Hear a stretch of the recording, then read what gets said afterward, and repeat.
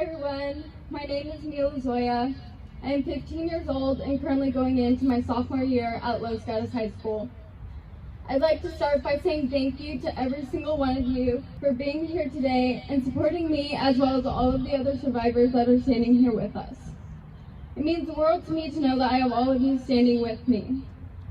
Looking out into this crowd of people really blows my mind.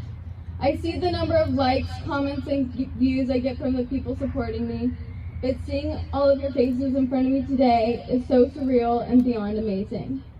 I struggled with what I wanted to say today. Sharing my story, I received an outpour of support. Many people reached out to me sharing their stories of sexual assault. It breaks my heart that so many people can relate to my story and understand the fear and pain. I would not wish this on anyone. I shared my story as a way to heal, and as I've connected with so many people, I've also taken on the stories of almost 150 people's personal account of sexual assault. Trying to heal while also feeling the pain and wounds of so many others has been extremely difficult, but also incredibly empowering. An amazing woman from across the world found my post through the #MeToo hashtag. She shared her story with me, and at the end of our conversation, she said to me, "Mia, it was your post and your story that inspired me to report my rapist after 2 years. To know that I inspired her and hopefully inspired others as well is the reason I'm standing up here today. Right now, I am wearing my jersey. Almost a month ago, I shared my story on Instagram.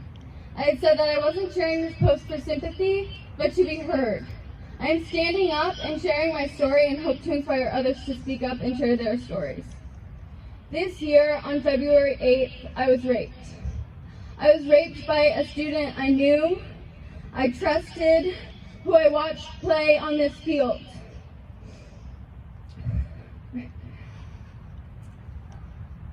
I never thought that this would ever happen to me. No one does. At first, I was ashamed and embarrassed. I thought that it was my fault. I was scared that people wouldn't want to associate themselves with me, not believe me, blame me, and take his side.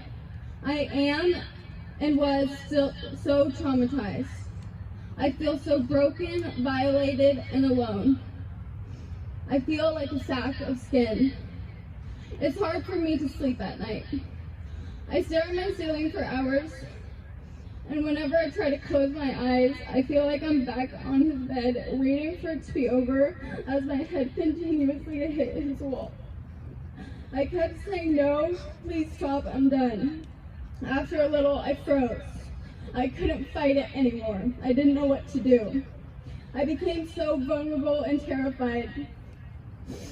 I laid there closing my eyes so tight. Life is now like a constant nightmare. I live in fear. I was terrified to go to school. I was exhausted from the nightmares. I was scared I would see him in the halls. I couldn't concentrate in class. While he continued to proudly wear his jersey, I wore my invisible one. Tattered, stained in my tears, and without a team. I would go to school once or twice a week at most. I was failing all my classes, and people would often give me a hard time for never going.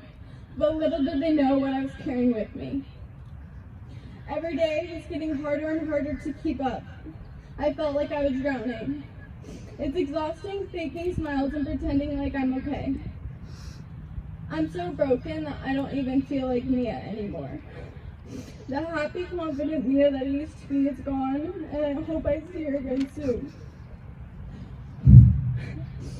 Some days are better than others, but at the end of the day, I'm back in my bed, staring at my ceiling, feeling hopeless as the nightmares begin. People will tell me it was just sex, or say, "Oh no, are you gonna get him kicked off his sports team? That would be so sad for him." Some would even make jokes about my assault right in front of me. I was in absolute shock when I heard these things. I couldn't believe that someone would say that to me. They were more concerned with his jersey than the invisible one I was now forced to wear every single day. All I could think that this monster should not deserve to enjoy to play a sport and live a happy life with no consequences, while I'm scared to sleep at night, go to school, or into town because I might see him. What happened to me is one of the most inhumane, disgusting acts that a person could do to another person. I am tired of living in constant fear and pain. I don't get to take my jersey off. These scars cannot be washed with detergent and bleach. I wear my number with me every day in my nightmares, my thoughts. I don't get to leave it in my locker, pack up, and go home. And I don't get to ask somebody else to wear it for me. It's not something I wish for anybody else to wear for me. It's something I had to learn to be proud of. Something I will never be able to forget, and something I unfortunately share with the team.